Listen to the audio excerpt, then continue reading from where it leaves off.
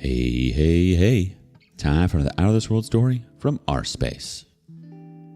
Some couples work through their issues. Others take a detour through Kurt's apartment and call it healing.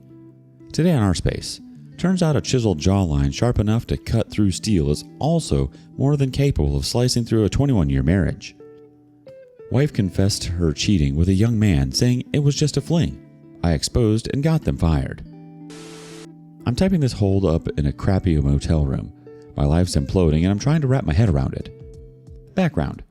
I, 52 male, am married to Leslie, 56 female, for 21 years. We have 2 older kids from previous relationships, 26 female, 24 male, who are now independent, leading their own lives. We had a good run. Even with our full-time jobs and 2 kids, we still ensured to have our space, at least during dinner. That was non-negotiable for us. Dinner time without any screen, just talk. Even when we were angry at each other and didn't talk, we still sat together and ate in silence. It kept us tight, even after 21 years together. Our marriage felt alive. Hell, our bedroom life's been better than ever lately. We always had a good run in that front, and it has only gotten better with time.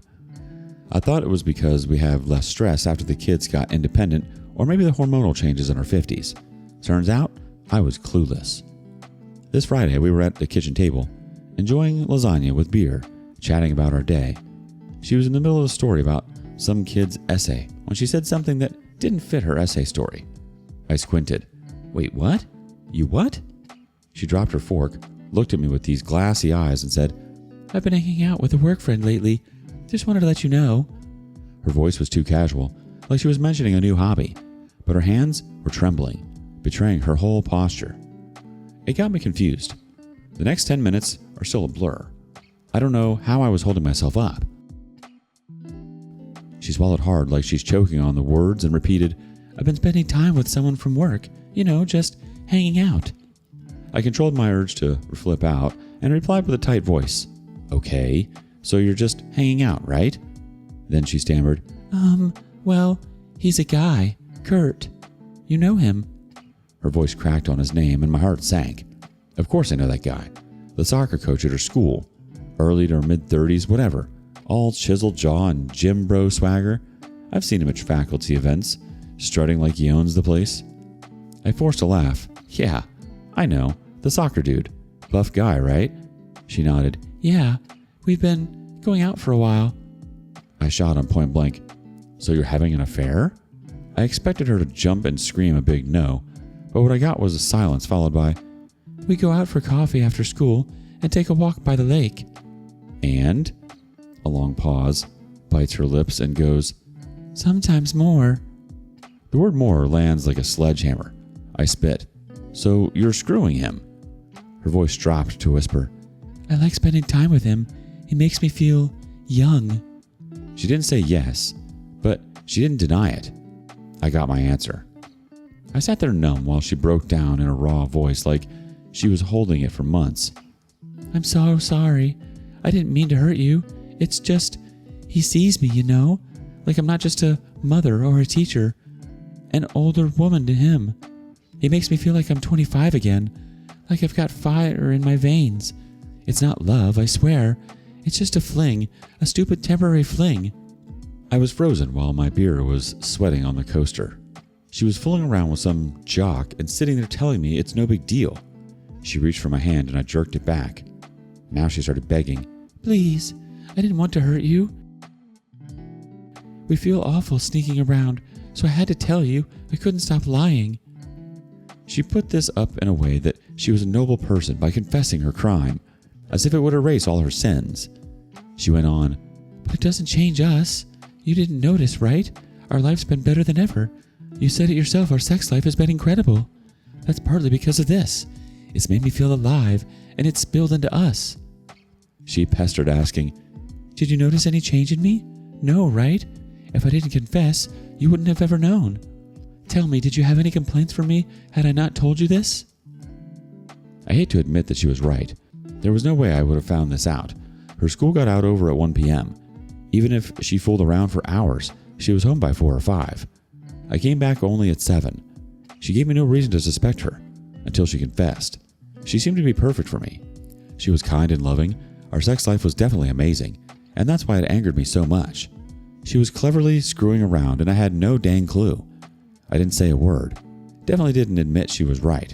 She went on, "It's true. I've been happier, more confident. It's like I'm rediscovering myself, and it's made me better for you. I know it sounds crazy, but..." I couldn't help but scream, "You're screwing a guy half your age, and you want me to thank you for it? What do you want? An effing medal for honesty?" She sobbed harder. "I just wanted you to know. I don't want to lose us. This thing with Kurt, it's nothing. It'll fizzle out. He's young. He's got his own life. Our marriage is forever. I don't want to ruin it." I smirked. "Yet you did, didn't you? You think you can just confess this and I'll nod and say, 'Cool, keep banging the coach. I'll wait.'" She stood up and tried to come closer, whispering, "It's meaningless. It's just validation. I'm 56 and I feel like time's slipping away. He makes me feel wanted, like I'm not invisible. But I love you. Don't you see the benefits? Our sex life. Didn't you say we're luckier than your friends? Who gets this kind of action in their 50s? I stared at her in disbelief. This woman I've loved for decades was now a stranger.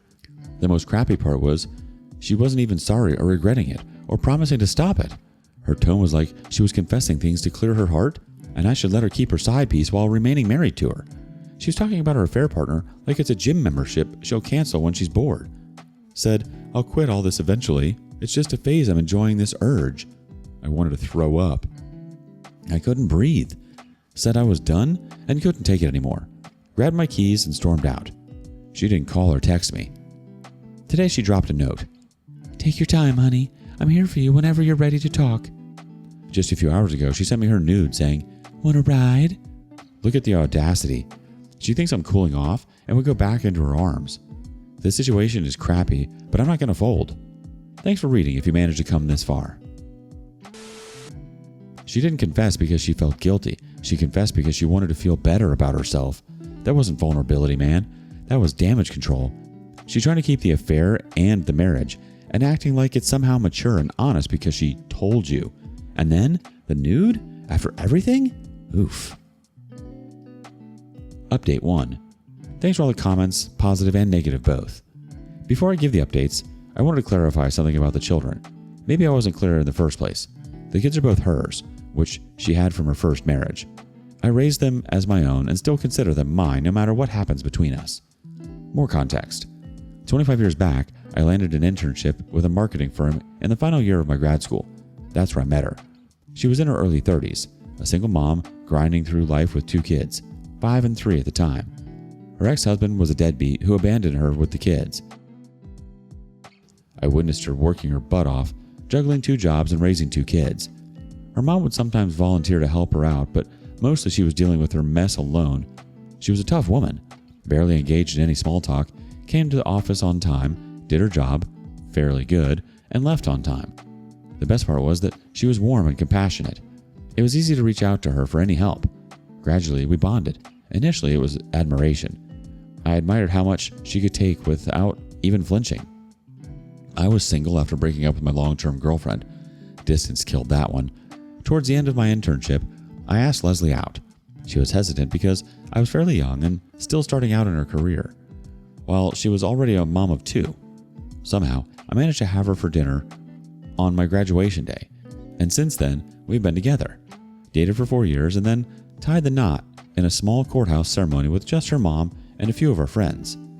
My parents didn't show up. Apparently, they weren't pleased with my choice. However, over the years, they came along. I adopted her children later and we together built this life. The children reciprocated my love and I never felt they weren't mine. She later left her part-time job and focused on her day job. When the money wasn't so tight, she switched to a teaching job which gave her more time with the kids and the house. Who knew that job would kill our marriage too? Coming to updates. I've served my soon-to-be ex, but a lot has happened before that. After her so-called confession, I checked into the nearest motel I could find, sulked there for the weekend, replying to comments on this sub. Then I spoke to my lawyer who looped me up with a divorce attorney.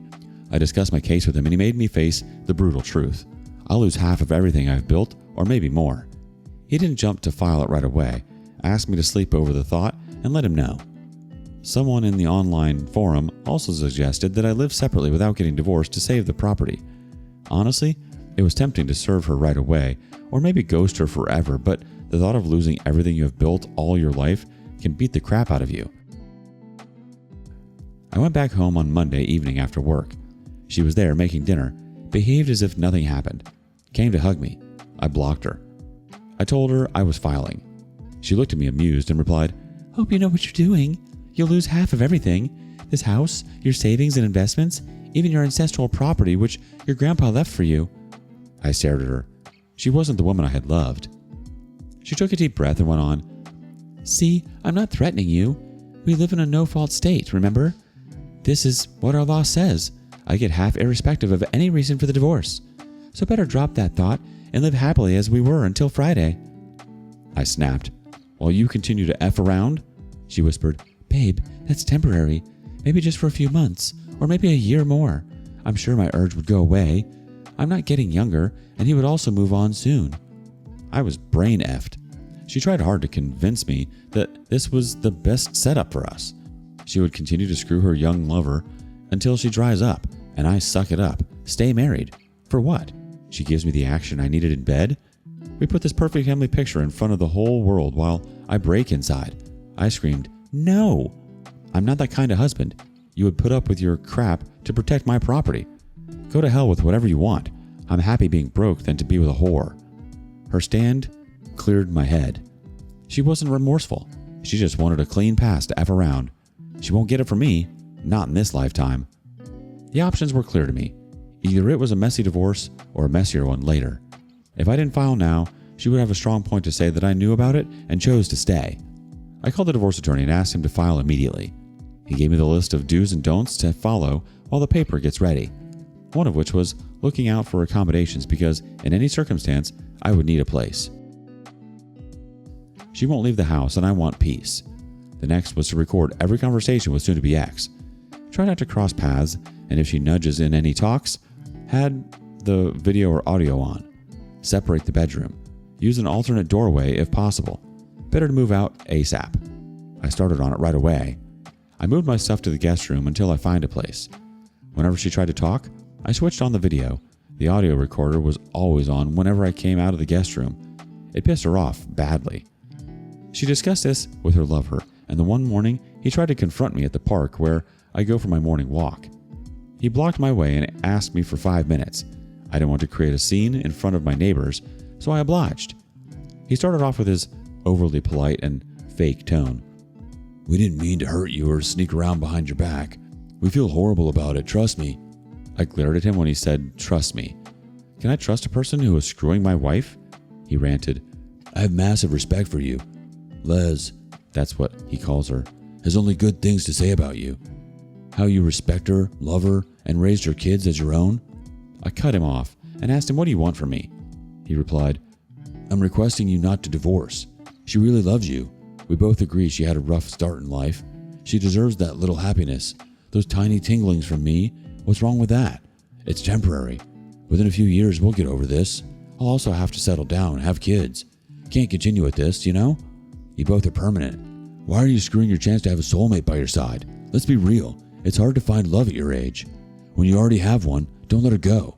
You're a mature man. Hope you understand women have desires." I wanted to knock him down, but it would have been a foolish act.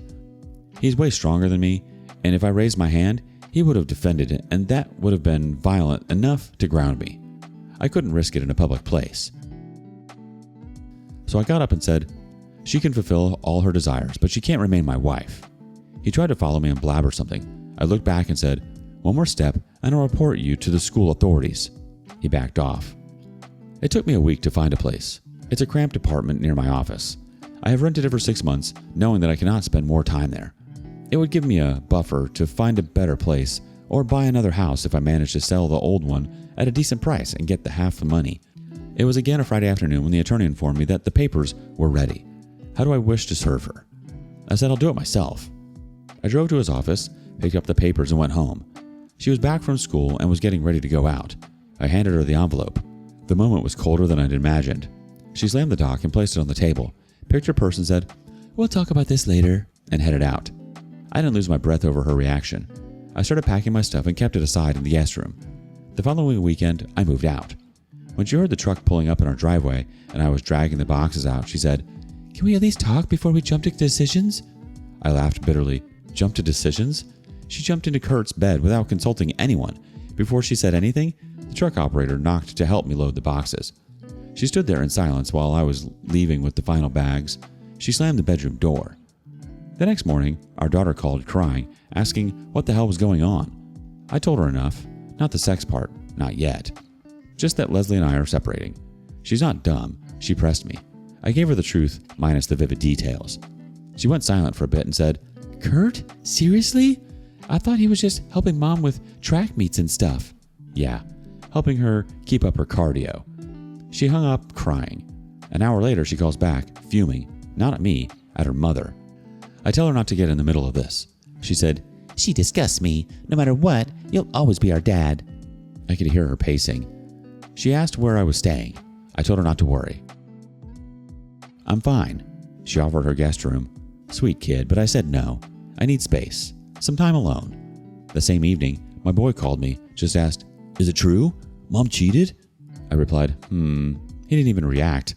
Remained silent for a full minute before saying, "Well, that's effing gross," and hung up. I haven't heard from him since. A week after she was served, she texted me to discuss the clause and exchange some bank docs and house-related papers. I forwarded it to my lawyer. He called her to arrange a meeting in his presence. She insisted on having it private. I agreed only if we met at a public place. I met her at a cafe on neutral ground.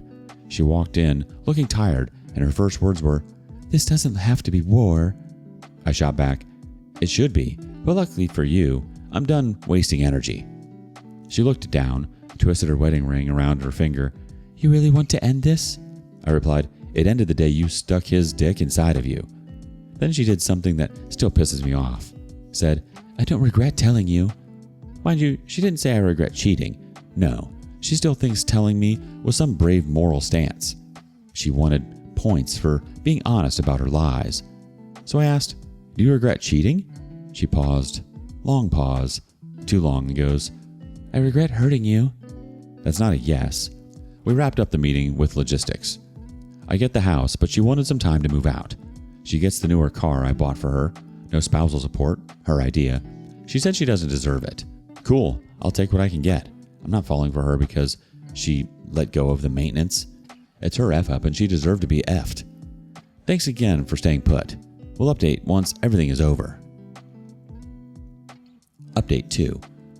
It's done. They're both fired and thrown out from their work. Here's how it went down. Almost a month after she was served, I bumped into one of her coworkers at a Subway. She was more like a friend to her.